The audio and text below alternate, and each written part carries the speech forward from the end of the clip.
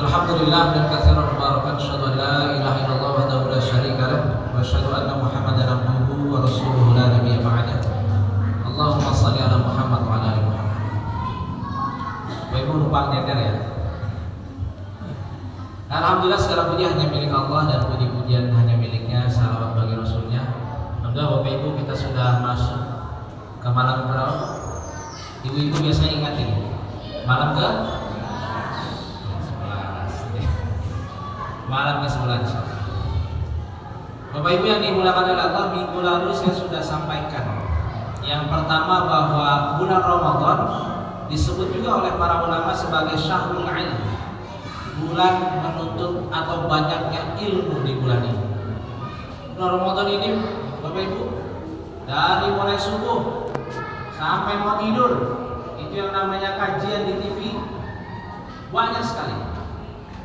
Tidak hanya di televisi, tapi juga di masjid dan di majelis banyak sekali. Sebagai contoh, di Masjid Rahmatan lil Alamin yang ada di Cipondoh, itu kajiannya kalau Ramadan itu sampai 5 kali. Benar-benar syahrul ilm. Nah, sekarang yang kedua, Bapak Ibu, bulan Ramadan disebut oleh para ulama sebagai syahrul ibadah, sebagai bulan ibadah. Makanya kata Nabi, yang namanya bulan Ramadan, sunnahnya Bapak Ibu itu dihitung seperti kita beribadah wajib pahalanya. Yang wajib pahalanya itu dihitung sampai 70 kali lipat. Masya Allah. Jadi ya. Makanya sayang kalau kita menyia-nyiakan ibadah-ibadah yang sunnah, apalagi ibadah yang wajib. Saking besarnya pahala di bulan Ramadan, tidurnya kita juga ibadah. Makanya paling senang bapak-bapak ini. Dia tidur aja pokoknya. Jadi gitu. Kenapa tidur ibadah? Daripada kita ngomongin orang, daripada mata kita tidak terjaga, lebih baik tidur. Cuma daripada tidur, mending kita tilawah Al-Quran, mending zikir, mending bantu istri, mending bantu anak, mending ke masjid bersih-bersih dan segala macam. Itu juga termasuk bagian daripada ibadah. Dan Bapak Ibu yang dimuliakan oleh Allah, yang terpenting dari ibadah kita, selain ibadah kita harus ikhlas dan mencontoh Nabi, Bapak Ibu, yang terpenting adalah di akhir saat kita selesai beribadah, melakukan amal soleh. Ingat Bapak Ibu, tugas kita yang paling penting dan paling utama di dunia, yang harus kita perjuangkan sampai kita meninggal nanti, adalah bagaimana supaya ibadah kita diterima oleh Allah Subhanahu wa Ta'ala. Jadi capek Bapak Ibu kalau kita sudah ibadah sholat tarawih 8 rakaat tambah 3 witir, nanti tidur kemudian ada sebagian dari kita yang kemudian qiyamul lail juga, tapi kemudian dihapuskan pahalanya oleh Allah Subhanahu wa Ta'ala, tidak diterima. Itu kan rugi sekali. Itu rugi sekali. Makanya ini yang harus kita pikirkan. Bagaimana supaya ibadah kita itu diterima oleh Allah Subhanahu wa Ta'ala. Jangan sombong Bapak Ibu, rasa kalau ibadah kita itu bakal diterima. Nah, kalau Bapak ada yang yakin sholat tarawihnya tadi diterima? Yakin nggak? Yakin. Insyaallah. Insyaallah Pak. Dia. Kita boleh mengharap pada Allah Subhanahu wa Ta'ala. Tapi ingat Bapak Ibu, Rasulullah sallallahu alaihi wasallam setiap harinya jarang sekali meninggalkan doa, Allahumma taqabbal salatana wa ruku'ana wa sujudana. Itu sekelas Nabi masih berdoa demikian. Makanya sangat naif kalau kemudian kita merasa bahwa ibadah kita, puasa kita itu diterima oleh Allah Subhanahu wa Ta'ala, tapi kita tidak mendorongnya dan meminta pada Allah agar diterima di sisi. Karena apa? Karena ada kata Imam Ghazali yang sudah saya sampaikan di pekan lalu, bahwa berapa banyak orang yang berpuasa kam min shaimin laisa lahu shaimuhu illa ju'an 'atas. Banyak orang yang berpuasa tapi hanya mendapatkan lapar dan dahaga saja. Capek. Karena puasa kita puasa orang awam, bukan puasanya para ulama. Kalau puasanya para ulama benar-benar terjaga mata, telinganya, mulutnya benar-benar terjaga. Puasanya para nabi luar biasa, bukan hanya terjaga, tapi mereka mengaplikasikan. Kalau kita puasanya orang awam, kata Imam Ghazali, alhamdulillah masih bisa puasa. Kalau kita puasa orang awam nih Pak, kan? Karena saya sudah bilang, baru aja sahur, udah bilang ke istri, nanti mau buka pakai apa? Itu baru sahur. Udah rapat ya, sini anak-anak rapat apa Pak? Yang bisa kita rapat, nanti mau buka pakai apa? Baru kamu belum mulai puasa, sudah rapat mau buka sama apa? Jadi kita tuh cuma mindahin waktu makan aja. Yang tadinya pagi sarapan, jadi kemudian ditarik ke subuh. Yang tadinya makan siang ditarik ke maghrib. Yang malam gak mau rugi, habis sholat tarawih makan lagi gitu Pak. Masih ada tuh kolak sama asinan, campur aja tanggung ya. Jadi gitu Pak. Maka Bapak Ibu dorong pakai Allahumma taqabbal siyaman. Nabi Ibrahim setelah diperintahkan oleh Allah membangun Ka'bah bersama keluarganya, apa yang dikatakan oleh Nabi Ibrahim? Ya Allah, Allahumma taqabbal minna. Ya Allah, terimalah dari kami. Itu sudah perintah dari Allah. Allah memerintahkan kekasihnya. Mustahil ditolak apa yang dilakukan oleh Nabi Ibrahim. Tapi Nabi Ibrahim dengan kerendahan hati, rasa was-was dan takut, Nabi Ibrahim tetap berdoa, Allahumma taqabbal minna. Kayak Ibu dorong pakai doa itu. Biar apa? Biar pahala kita itu benar-benar atau amal kita benar-benar diterima oleh Allah Subhanahu. Ada seorang ulama namanya Hasan Al-Basri. Dia ulama juga, dia penguasa, khalifah dari Bani Umayyah.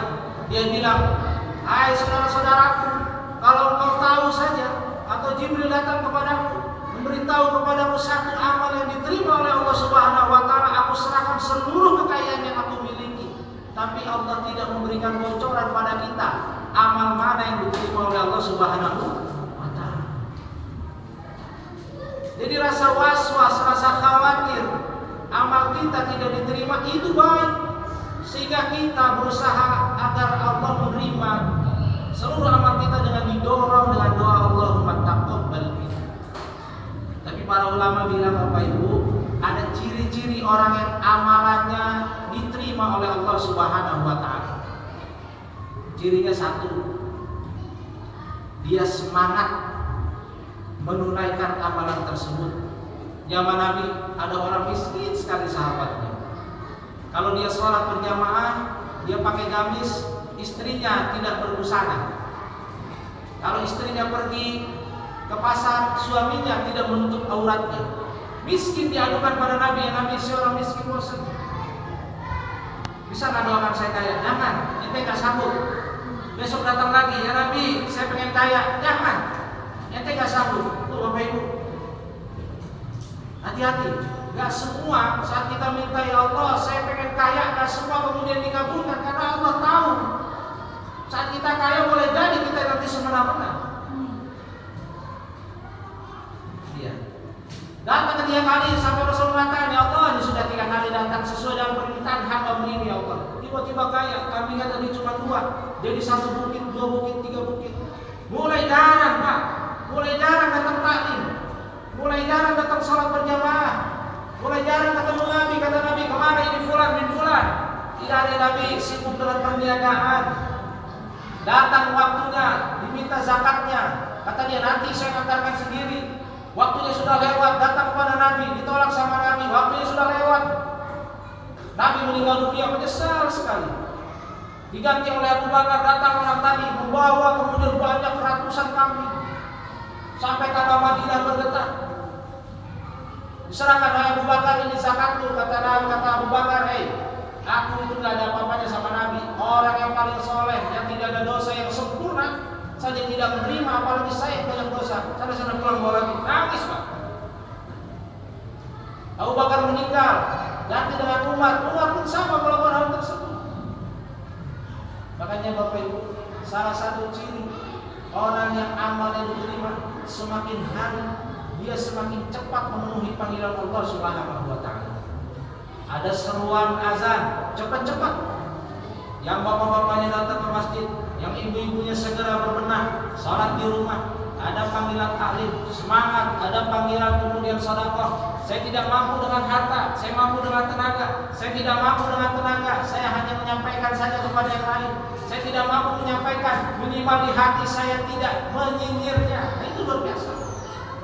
Ini kain taklim mulu, iya. Ngajak taklim mulu, udah kayak soleh banget gitu ya.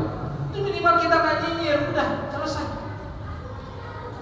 Yang kedua Bapak Ibu, orang yang diterima amal ibadahnya oleh Allah Subhanahu wa taala, ciri keduanya adalah dia akan mempersembahkan yang terbaik yang dia miliki, bukan yang terbanyak, bukan yang termahal, tapi yang terbaik yang dia miliki.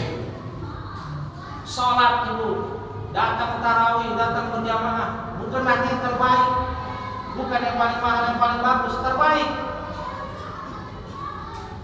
yang wangi. Ini kalau ibu-ibu biasanya nyucinya gitu ya, bukan hanya entah berapa bulan sekali gitu. Sajadahnya nanti, waduh, setahun baru dicuci, mau dikeprakin gini ya, Satya, waduh, debu-debu itu. Anak-anak Nabi Adam diperintahkan oleh Allah, wahai anak-anak Nabi Adam, berilah kurban yang paling terbaik kepada Allah.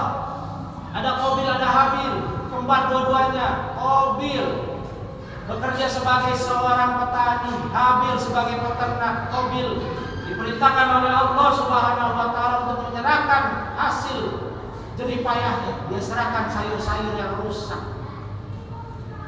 Habil dia serahkan kambing yang paling baik, diserahkan.